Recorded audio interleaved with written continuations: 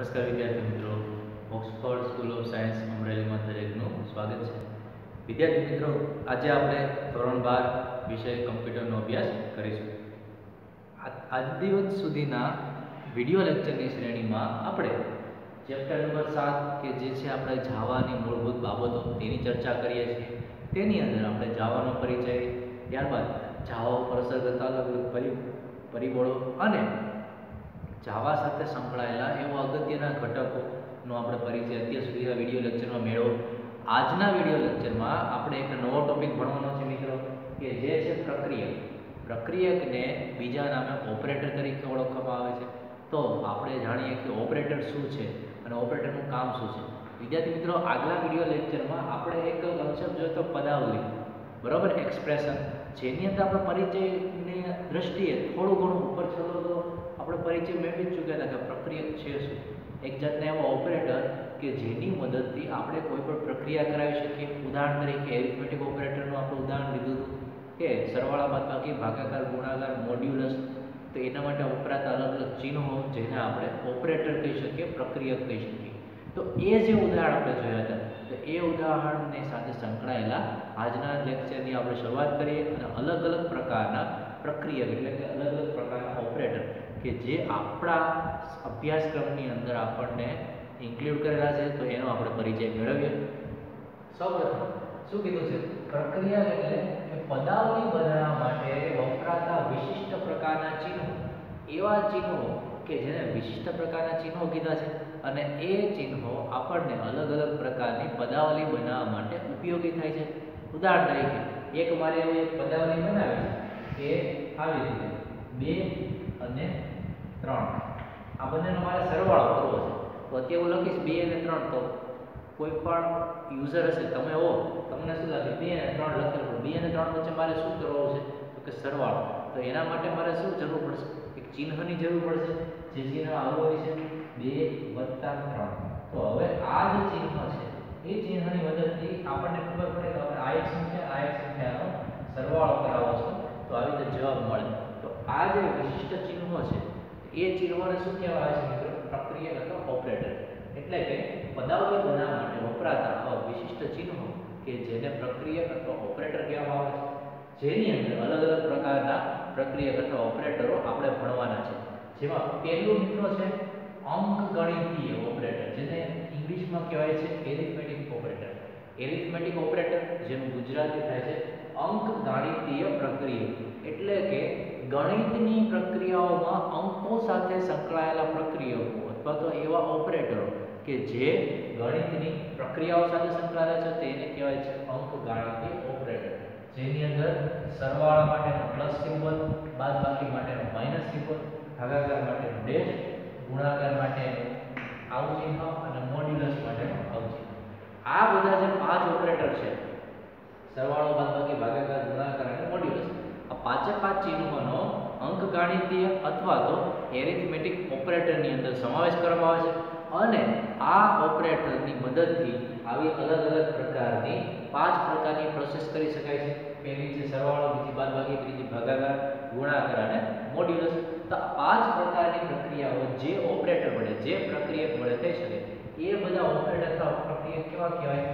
અંકગણિતીય અથવા તો એરિથમેટિક પ્રકારના.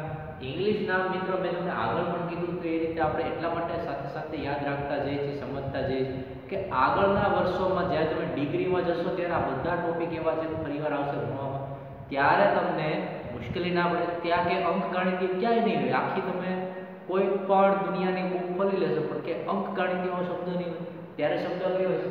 એરિથમેટિક ઓપરેટર, કમ્પેરિઝન ઓપરેટર, એવા બધા છે ઓપરેટરના નામ હોય છે. તો ત્યારે તમે સમજાવો કે આવું તો આપણે ભણ્યા નથી, હકીકત આપણે ભણી ચૂક્યા છીએ, પરંતુ અહીં આપણે આનું ગુજરાતી નામ ભણ્યા છે. એરિથમેટિકને ગુજરાતીમાં કીધું છે અંકગણિતીય. તો આ રીતે સાથે સાથે તમે નામ અંગ્રેજી પણ યાદ રાખતા જાઓ, એકદમ ઈઝી નામ છે. જેથી કરીને હાલ પૂરતું તો આપણે ધોરણ 12 ની અંદર નામ ગણિતીય જ આવશે, પરંતુ ફ્યુચરમાં જ્યારે તમે આગળ ભણવા જાઓ છો ત્યારે આ શબ્દ આવે ત્યારે આપણને અજાણ્યું ના લાગે અને ત્યારે આપણા માટે એ ટોપિક સહેલા પડી જાય. તો એરિથમેટિક ઓપરેટર, અંકગણિતીય ઓપરેટર, જેની અંદર સરવાળા, બાદબાકી, ભાગાકાર, ગુણાકાર અને મોડ્યુલસ માટેના ચિહ્નોનો સમાવેશ કરવામાં આવે છે. પછી શું કીધું? તેમાં આપણે સમકાર્ય જો શબ્દ છે સમકાર્ય, જેને કીધું છે ઓપરેન્ડ. આ શબ્દ ખાસ શબ્દ સમજજો મિત્રો. આ ઓપરેટર છે. ઓપરેટરનું કામ શું છે? પ્રક્રિયા કરાવવી. પરંતુ પ્રક્રિયા કરવા માટે કોની જરૂર પડે? આપણે કેમિસ્ટ્રીમાં એમ ભણતા હોય છે કે પ્રક્રિયા કરવા માટે પ્રક્રિયકની જરૂર પડે. પ્રક્રિયક વગર પ્રક્રિયા થતી જ નથી. તો એ પ્રક્રિયકને આપણે અહીંયા કહીએ છીએ ઓપરેન્ડ. અને બીજું નામ કીધું સમકાર્ય. એટલે કે અહીંયા જે બે છે ને, 2 અને 3, એ આપણા શું થઈ ગયા? ઓપરેન્ડ થઈ ગયા અથવા તો સમકાર્ય થઈ ગયા. એટલે કે એરિથમેટિક ઓપરેટર એટલે કે અંકગણિતીય ઓપરેટરને વર્ક કરવા માટે તેને આપણે કોની જરૂર પડે? મિનિમમ ઓછામાં ઓછા 2 સમકાર્યની જરૂર, એટલે કે 2 ઓપરેન્ડની જરૂર પડે. એકલો 2 લખ્યો હોય, એકલો 3 લખ્યો હોય એનું કાંઈ મહત્વ નથી. 2 મિનિમમ સંખ્યા હોય જેને આપણે સમકાર્ય અથવા પ્રક્રિયક કહીએ અથવા ઓપરેન્ડ કહીએ તો જ પ્રક્રિયા થઈ શકે ને મિત્રો.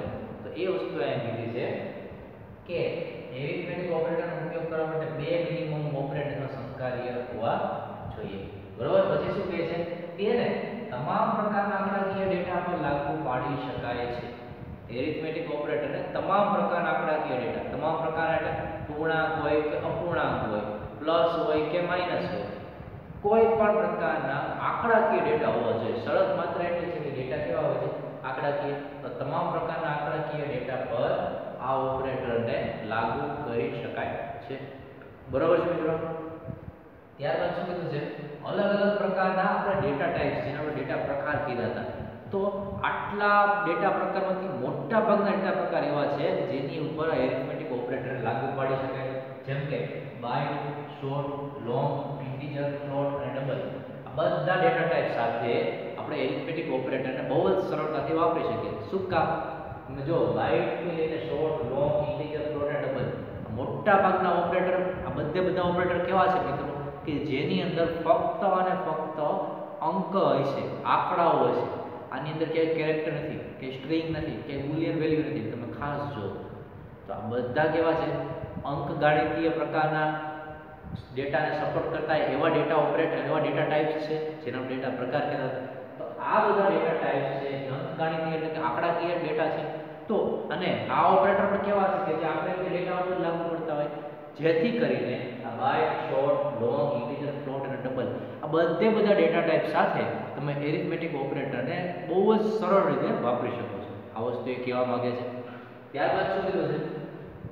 હવે ખાસ અગત્યનું, હવે તો આટલાથી માંડીને જે આટલા સુધી લાઈન છે ને મિત્રો, એને આપણે અગત્યની રીતે સમજજો. કારણ કે એ વસ્તુ ઉપર તમે જ્યારે પ્રેક્ટિકલી ઇમ્પ્લિમેન્ટ કરવા જશો ત્યારે આ વસ્તુ ખરેખર અગત્યની આવે. જો બંને સમકાર્ય એક જ પ્રકારના ડેટા ટાઈપ હોય છે, અહીંયા શું હશે? એક જ પ્રકારના ડેટા ટાઈપ. ઉદાહરણ તરીકે અહીંયા 2 છે, અહીંયા 2 કેવો છે? ઇન્ટીજર, અને 3 પણ કેવો છે? ઇન્ટીજર. બંને વેલ્યુ કેવી છે? ઇન્ટીજર વેલ્યુ છે. શું કામ? ફ્લોટ અને ડબલ ક્યારે હોય? જો અલ્પવિરામ એટલે કે અપૂર્ણાંક સંખ્યા હોય તો. પરંતુ અહીંયા કેવી છે? બંને પૂર્ણાંક સંખ્યાઓ છે. એટલે બંને સંખ્યા 2 પણ ઇન્ટીજર પ્રકારની વેલ્યુ છે, 3 પણ ઇન્ટીજર પ્રકારની વેલ્યુ છે. બંનેના ડેટા ટાઈપ કેવા છે? સમાન છે. હવે આ શું કીધું છે?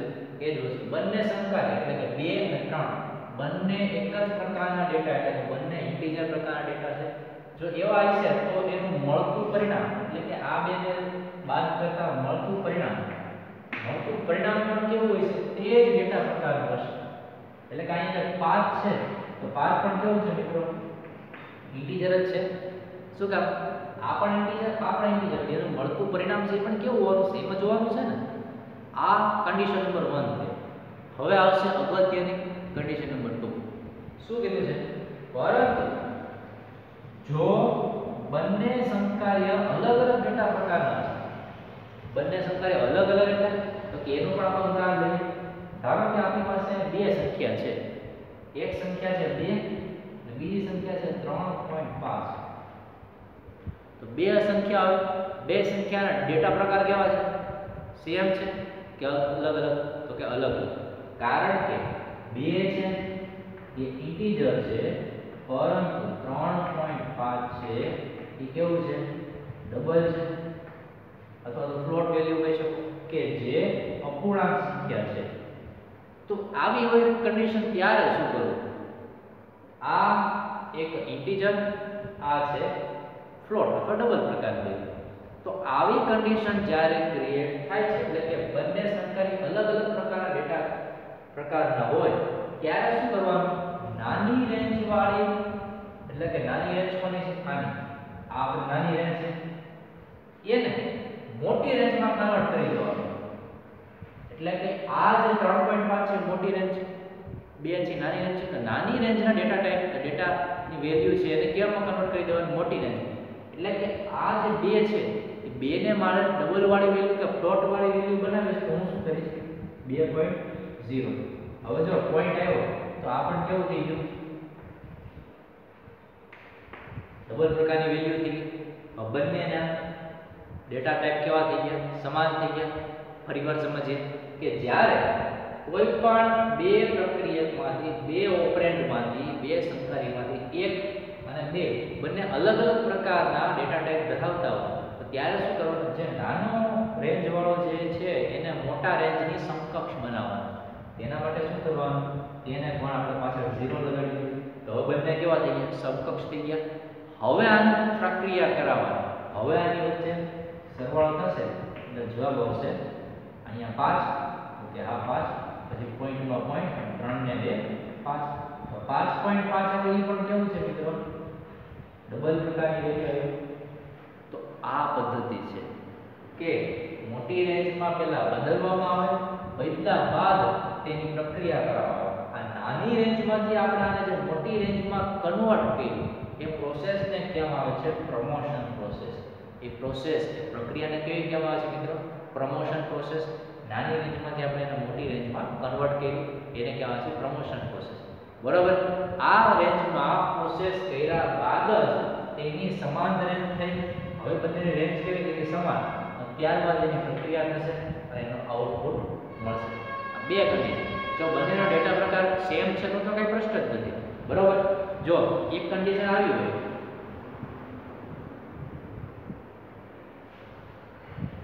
2.7 અને બીજી છે 3.8 તો કઈ પ્રશ્ન જ નથી. 2.7 એ કેવી છે, 2.7 આપણે ડબલ છે અને 3.8 એ કેવી છે, ડબલ છે. તો કઈ પ્રશ્ન નથી. બેયની ડેટા ટાઈપ કેવા છે, સમાન છે. તો ડાયરેક્ટ સરવાળો કરી નાખો, કઈ પ્રશ્ન નથી. જો બંને આવા છે, આ ખાલી 2 છે અને આ ખાલી 3 છે તો કઈ પ્રશ્ન નથી. તો બંને ઇન્ટીજર છે તોય સરવાળો કરી નાખો, કઈ પ્રશ્ન નથી.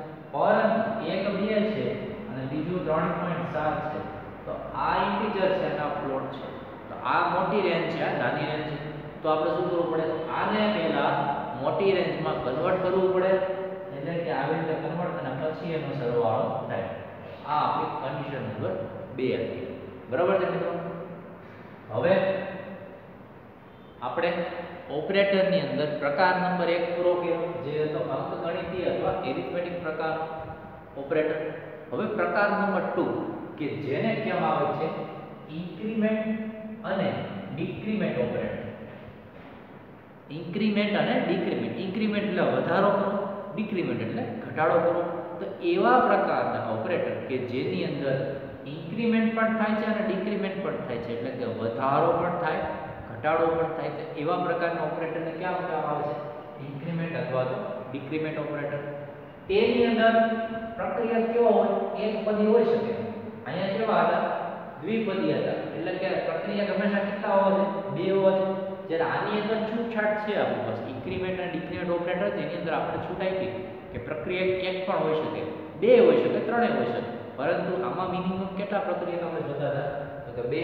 અહીંયા એક પ્રક્રિયક હશે તો પણ ચાલશે. બરાબર. એટલે કે એક પદી પ્રક્રિયકમાં આ જે પ્લસ પ્લસ ડબલ વાર પ્લસ, બે વાર પ્લસ પ્રકારનો સિમ્બોલ છે એને ઇન્ક્રીમેન્ટ, જ્યારે બે વાર માઈનસ પ્રકારનો સિમ્બોલ આવે એને ડિક્રીમેન્ટ પ્રકારનો ઓપરેટર કહેવામાં આવે છે.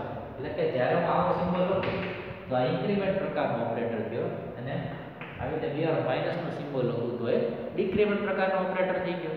બરાબર છે. હવે શું થાય છે કે જ્યારે તમે પ્લસ પ્લસ લખો ને ત્યારે એક કિંમત ઉમેરાય અને માઈનસ માઈનસ લખો ને ત્યારે એક કિંમત બાદ થાય. ઉદાહરણ તરીકે આપણી પાસે અત્યારે વેલ્યુ છે 5, તો 5 ની પાછળ પ્લસ પ્લસ લખો એટલે 5 ની જગ્યાએ કેટલા થઈ જાય, 6. જ્યારે અહીંયા 5 હોય તો અહીંયા 5 ની જગ્યાએ થાય 4. એટલે કે આ ઓપરેટર વડે જે મૂળભૂત કિંમત હોય એની અંદર એક ઉમેરાય. આ ઓપરેટર વડે મૂળભૂત કિંમત હોય એમાં એક બાદ થાય, જેથી કરીને ઉમેરવાની પ્રક્રિયા એટલે એને કીધું ઇન્ક્રીમેન્ટ ઓપરેટર, બાદ કરવા એટલે કે ઓછી કરવાની પ્રક્રિયા એટલે એને કીધું ડિક્રીમેન્ટ ઓપરેટર. આ રીતે બે ઓપરેટરોને ઓળખવામાં આવતા હોય છે કે ઇન્ક્રીમેન્ટ વડે એક કિંમત ઉમેરાય અને ડિક્રીમેન્ટ વડે એક બાદ થતો હોય છે. બરોબર? આ પ્રકારના વેરીએબલની અંદર એક વધારાની ફેસિલિટી શું મળી કે wide, short, long, integer, float અને ડબલ આ બધા ઓપરેટર માટે તો વાપરી શકાશે. એ ઉપરાંત હજી એક ઓપરેટર છે કેરેક્ટર. કેરેક્ટર પ્રકારનો વેરીએબલ હશે તો એની અંદર પણ આને વાપરી શકાશે. પાછું તો આપણા માટે નવું અને આમ જોવા જઈએ તો જૂનું. કેરેક્ટર એટલે તો કે a આ એક કેરેક્ટર છે, b આ એક કેરેક્ટર છે, c d x y z આ બધા કેવા છે આપણા માટે એક એક અક્ષર એટલે કે એક એક કેરેક્ટર. એટલે કે ફક્ત અને ફક્ત કેરેક્ટર પ્રકારની વેલ્યુમાં આ એડ થઈ શકશે. હજી સ્ટ્રિંગ નથી આવ્યું કે સ્ટ્રિંગ અને બુલિયનમાં આ ઉપયોગ થઈ શકતો નથી. એટલે કે કયા કયા ડેટા ટાઈપમાં વાપરી શકાય તો કે byte, short, long, integer, float, double અને કેરેક્ટર. આટલા ડેટા ટાઈપમાં આ ઓપરેટર વાપરી શકાય છે અને એનું પરિણામ મળે છે. હવે શું કીધું છે એક ઉદાહરણ લઈએ. x નામનો એક આપણે વેરીએબલ લીધું. અત્યારે આપણે વેરીએબલને કઈ ડિક્લેર કરીએ કે જે કેરેક્ટર ટાઈપનો છે કે જે વેરીએબલ અત્યારે આપણી પાસે છે x. x પ્રકારનો એક વેરીએબલ છે. x વેરીએબલની ચાર કન્ડિશન થશે. સૌપ્રથમ બે જૂની કન્ડિશન x++ એટલે કે ઇન્ક્રીમેન્ટ કર્યું અને x - આ એનું ડિક્રીમેન્ટ. એટલે કે x++ છે એને કહેવાય ઇન્ક્રીમેન્ટ ઓપરેટર અને x - એને ડિક્રીમેન્ટ ઓપરેટર. પરંતુ હજી આપણી પાસે બીજી બે કન્ડિશન આવે છે ++x અને -x.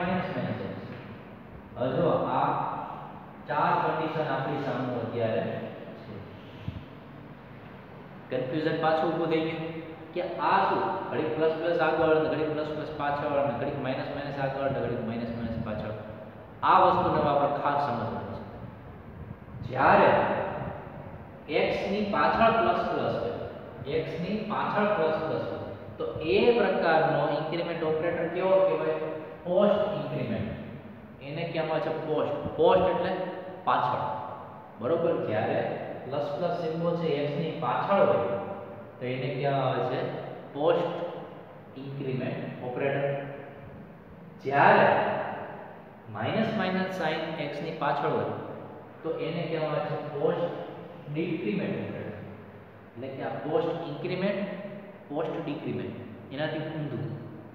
જ્યારે પ્લસ નો સિમ્બોલ x ની આગળ હોય તો એને કહેવામાં આવે છે પ્રી ઇન્ક્રીમેન્ટ. અહીંયા શું હતું? Post increment. આ થઈ ગયું પ્રી ઇન્ક્રીમેન્ટ. જ્યારે માઇનસ નો સિમ્બોલ x ની આગળ હોય તો અહીંયા આપણે શું કહેતા? Post decrement. આ થશે આપણું પ્રી ડિક્રીમેન્ટ. આ રીતે ઓળખવામાં આવતું હોય છે. બરોબર મિત્રો? એટલે કે જ્યારે આમ આપેલું હોય x = 5 x++ તો x ની કિંમત કેટલી થશે? 6. પાછું આપણે આપીએ x++ કે x ની કિંમત કેટલી થાય? 7. એની જગ્યાએ અહીંયા ઊંધી વસ્તુ થાય x = 5 x માઇનસ અહીંયા થશે 4 પાછું x માઇનસ તો અહીંયા થશે 3. આ રીતે ઇન્ક્રીમેન્ટ અને ડિક્રીમેન્ટ ઓપરેટરનો ઉપયોગ સામાન્ય રીતે થતો હોય છે. વિદ્યાર્થી મિત્રો, પહેલો પ્રકાર આપણે જોયો હતો અંકગણિતીય એટલે કે એરિથમેટિક પ્રકારનો ઓપરેટર. પછી બીજો છે ઇન્ક્રીમેન્ટ અને ડિક્રીમેન્ટ પ્રકારનો ઓપરેટર. હવે નેક્સ્ટ ટોપિક આપણે ભણવાનો છે તુલનાત્મક પ્રકારના ઓપરેટર અથવા તો જેને આપણે કમ્પેરિઝન ઓપરેટર કહીએ છીએ. સામે તે તુલનાત્મક એટલે કમ્પેરિઝન ઓપરેટર એટલે કેવા ઓપરેટર કે સરખામણી કરતા હોય. આપણે કેમ કહીએ કે આ બે મોબાઈલ છે, આ બે મોબાઈલમાં કયો મોબાઈલ સારો, કયો મોબાઈલ લેવો, કયો ન લેવો. તો એ પ્રકારના ઓપરેટર જે તુલનાત્મક પ્રકારના ઓપરેટર હોય કે જેની અંદર સરખામણી કરવામાં આવતી હોય એ પ્રકારના ઓપરેટર પણ હવે આપણે ભણવાના છે. તેનો પણ આપણે પરિચય મેળવીએ.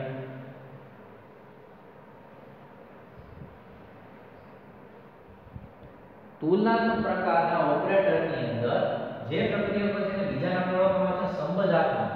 એટલે કે એને એક પ્રકારના રિલેશનલ પ્રકારના ઓપરેટર પણ કહેવામાં આવે છે. તુલનાત્મક ઓપરેટરને બીજું નામ શું આપવામાં આવે છે? રિલેશનલ પ્રકાર. એટલે કે જે સંબંધ દર્શાવે છે.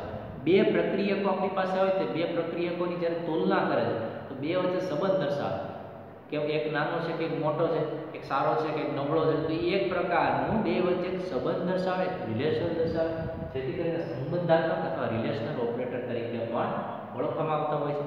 જેમ કે અહીંયા અલગ અલગ ઓપરેટર છે, એની ઉપર આપણે બે લઈએ, એક A અને એક B. આ બે આપણા શું છે, જેને આપણે ઓપરેન્ડ કહી શકો અથવા તો સમકાર્ય કહી શકો અથવા તો પ્રક્રિયક કહી શકો.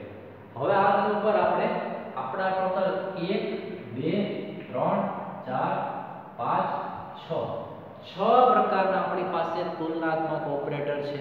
તે 6 છે આપણે પરિચય મેળવવાનો. જ્યારે આની અંદર ડબલ ઇક્વલ ટુ લખવામાં આવે છે, A અને B ઓપરેટરની વચ્ચે ઇક્વલ ટુ ની બે વાર છે, બરાબરની બે વાર છે, તો અહીંયા શું લખવામાં આવે છે, A અને B બંને સમાન.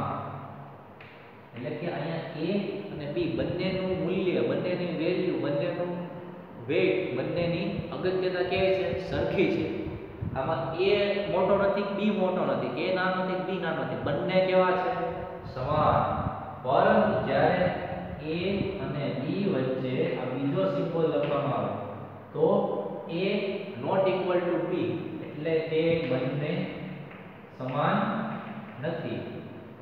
એટલે કે બંને સમાન નથી, બંને કેવા છે, અસમાન છે. એટલે કે આ જે સિમ્બોલ છે આપણો પ્રક્રિયક નંબર 2 કે જે છે આપણા માટે બંને સમાન નથી, એ કન્ડિશન દર્શાવે. ત્રીજી કન્ડિશન છે A લેસ ધેન B, એટલે કે અહીંયા A છે એ નાનો અને B છે મોટો છે. જ્યારે સિમ્બોલ આ રીતે હોય છે, આ પાકું, આ નિશાની, તેને લેસ ધેન કહેવામાં આવે, એટલે કે ના કરતા નાનું. જેની પાસે બે મોટા પાકડા છે ને એ મોટું હશે, જેની પાસે એક એરા હોય છે એ કેવું હશે, નાનું હશે. આ રીતે યાદ રાખવાનું. કારણ કે મિત્રો એક્ઝામની દ્રષ્ટિએ એમસીક્યુમાં સૌથી વધારે ગોથા ખવડાવે એવા ઓપરેટર હોય ને તો આ ચાર ઓપરેટર એવા છે જેની અંદર ભૂલ બહુ થાય, કારણ કે યાદ રાખવા મિસ્ટેક થાય. હવે જો હવે સાચી ભૂલ હવે થશે, A ગ્રેટર ધેન B, એટલે કે A મોટો B નાનો. અહીંયા એક્ઝામની અંદર બહુ ભૂલ થાય છે, બરોબર. આમાં યાદ કઈ રીતે રાખવાનું, જેની પાસે બે મોટા પાકડા છે ઈ મોટો, જેની પાસે એક નાનું પાકડું છે ઈ નાનો. તો જો આ બે મોટા પાકડા કોની પાસે, A પાસે, તો A મોટો, નાનું પાકડું કોની પાસે, B પાસે, તો B નાનો. જ્યારે નથી ઊંધું, અહીંયા બે મોટા પાકડા કોની પાસે, B પાસે, તો B મોટો, અને નાનું પાકડું કોની પાસે, A પાસે, તો A નાનો. આ રીતે યાદ રાખશો ને મિત્રો તો એક્ઝામમાં કોઈ દી ભૂલ પડશે નહીં. જો આમાં ભૂલ પડી તો એમસીક્યુ સીધો આપણો ખોટો, સીધો 1 માર્ક જાય. એટલા માટે આ રીતે યાદ રાખવાનું સરળ રીત છે, યાદ રાખવામાં સરળ પડશે, ભૂલ પડવાની શક્યતાઓ પણ ઘટતી જશે. હવે પછીનો ઓપરેટર છે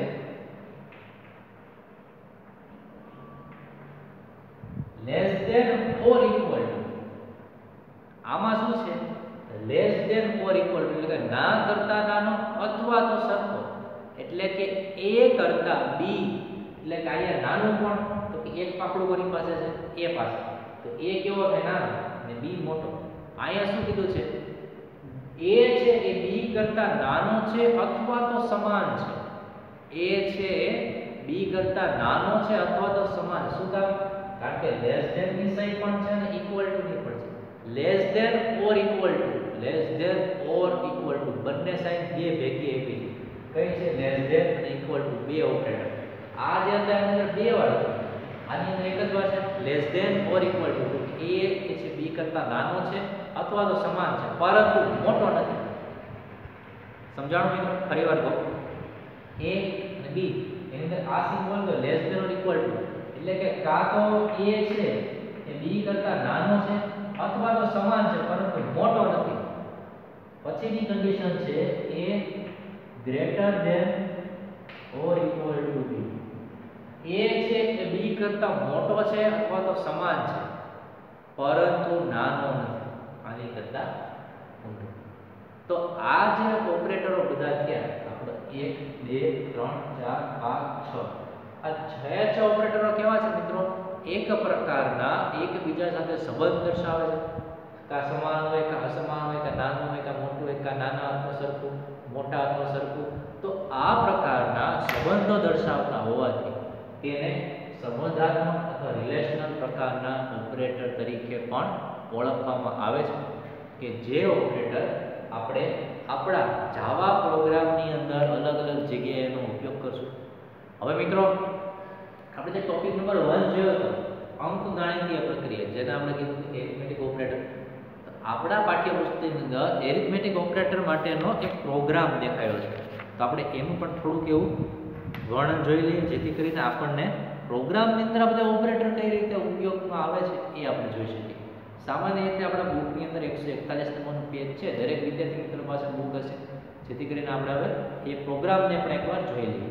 જો મિત્રો ક્લાસ ક્રિએટ કર્યો છે એરિથ ઓપરેટર નામનો, તો આપણે એ જ નામનો પ્રોગ્રામને પણ સેવ કરશું, એટલે કે એરિથ ઓપરેટર ડોટ જાવા.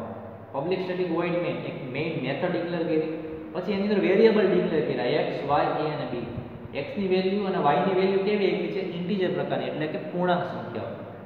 a અને b ની વેલ્યુ કેવી આપી છે? અપૂર્ણાંક પ્રકારની. પછી system.out.println એક પ્રકારની મેથડ છે, જેની અંદર x અને y ની વેલ્યુ જે આપણે ઉપરથી લેવાની છે એને કોલ કરાવી. પછી જો arithmetic operator x + y x - y x મોડ્યુલો x ડિવાઇડ બાય y અને x મોડ્યુલો y. બરોબર. પ્રક્રિયા શું થશે મિત્રો? પહેલા જે ઓપરેટર છે એ ચારે ચાર ની અંદર a અને b બંને x અને y બંનેના ડેટા ટાઈપ ડેટા પ્રકાર કેવા છે? સરખા છે, પૂર્ણાંક સંખ્યાઓ છે, જેથી કરીને એને પ્રક્રિયા કરવા માટે કોઈ પણ પ્રકારના ડેટા પ્રકારમાં કન્વર્ઝનની જરૂર નથી પડતી. શું કામ? કારણ કે શોર્ટ અને ઇન્ટીજર બંનેના ડેટા પ્રકાર કેવા છે? સરખા છે. પછીના જો નીચે જે આપ્યું છે a અને b વાળું, તો એની અંદર પણ a અને b કેવા છે? બંને ફ્લોટ પ્રકારની વેલ્યુ છે. એની અંદર પણ a divide by b a divide by x વાળી જે વેલ્યુ છે એની અંદર પણ કોઈ પણ જાતની પ્રક્રિયા કરવી પડતી નથી. ચેન્જ ક્યાં આવશે એ આપણે જોઈએ, કે જે આપણા માટે સમજવું અગત્યનું છે. અહીંયા જો x અને y બંને પૂર્ણાંક, પૂર્ણાંક એટલે કે ઇન્ટીજર. a અને b ઈ કેવી છે? ફ્લોટ પ્રકારની અપૂર્ણાંક વેલ્યુ. જ્યારે ઉપરની અંદર x + y x - y કે x * y અથવા તો x મોડ્યુલો y આ ઓપરેશન કરશું તો આમાંથી આપણે ચારે ચાર કેવા છે? સરખા છે, તો આપણામાં કોઈ ચેન્જ કરવાની જરૂર પડતી નથી. પછીના જે ચાર સ્ટેટમેન્ટ છે નીચે આપેલા, એમાં તમે જો પહેલું છે a ડિવાઇડ બાય b, તો a પ્લોટ છે b પ્લોટ છે, તેમાં કોઈ ચેન્જ કરવાની જરૂર પડતી નથી. બીજું જો a divide by x, a divide by x. હવે ખાસ જો a ની વેલ્યુ કેવી છે? ફ્લોટ, પરંતુ x ની વેલ્યુ ઇન્ટીજર. તો ત્યારે આપણે તમને યાદ હોય તો અહીં આપણે વાત કરી હતી કે જ્યારે બંને સંખ્યાની અલગ અલગ ડેટા પ્રકારના હોય ત્યારે નાની રેન્જ વાળાને મોટી રેન્જમાં કન્વર્ટ કરવા અને પછી એની પ્રક્રિયા કરવી. તો અહીંયા x ની વેલ્યુ અત્યારે ઇન્ટીજર છે, મતલબ કન્વર્ટ કરી શેમાં લઈ જશે? ફ્લોટમાં. ત્યારબાદ આ પ્રક્રિયા થશે. ત્રીજી સ્ટેપ જો a મોડ્યુલો x, પાછો આવ્યો a મોડ્યુલો x, એટલે કે a છે એ ફ્લોટ, x છે ઇન્ટીજર. અહીંયા પણ આપણે કન્વર્ટ કરવું પડશે, ત્યારબાદ પ્રક્રિયા થશે. ચોથો પ્રક્રિયા જો a મોડ્યુલો b, a મોડ્યુલો b. a છે એ કેવું છે? ફ્લોટ, b છે એ ફ્લોટ. એટલે અહીંયા કોઈ પણ જાતનો આપણે કન્વર્ઝન કરવાની જરૂર પડતી નથી. દરેકે દરેક system.out.println માં જે ઓપરેશન થાય એનું આઉટપુટ આપણને બાજુમાં સ્ટેપ વાઇઝ દર્શાવ્યું છે. તો આ રીતે મિત્રો એક એરિથમેટિક ઓપરેટરના ઉપયોગ વડે થતો પ્રોગ્રામ કે જે આપણને સમજાયો છે, આ જ પદ્ધતિ વડે તમે ઇન્ક્રીમેન્ટ ડિક્રીમેન્ટ તુલનાત્મક પ્રક્રિયા એટલે કે કમ્પેરિઝન ઓપરેટર દરેકે દરેકના પ્રોગ્રામ બનાવી શકો છો અને જાવાની અંદર તેનો ઉપયોગ આવશે. જો આપણે કોમ્પ્યુટર લેબમાં રૂબરૂ જ્યારે મળીશું તો આપણે આ બધા પ્રેક્ટિકલને પણ આપણા કોમ્પ્યુટરની અંદર પ્રેક્ટિકલ તમારા દ્વારા કરાવીને આપણે દરેક પ્રેક્ટિકલ પરફોર્મ કરાવવાની આશા રાખીએ છીએ. વિદ્યાર્થી મિત્રો, આજના લેક્ચરને અહીં પૂર્ણ કરીએ. નેક્સ્ટ લેક્ચરમાં નવા બીજા બધા ઓપરેટરોના પ્રકાર સાથે ફરીવાર મળીશું. ત્યાં સુધી દરેક વિદ્યાર્થી મિત્રોનો આભાર.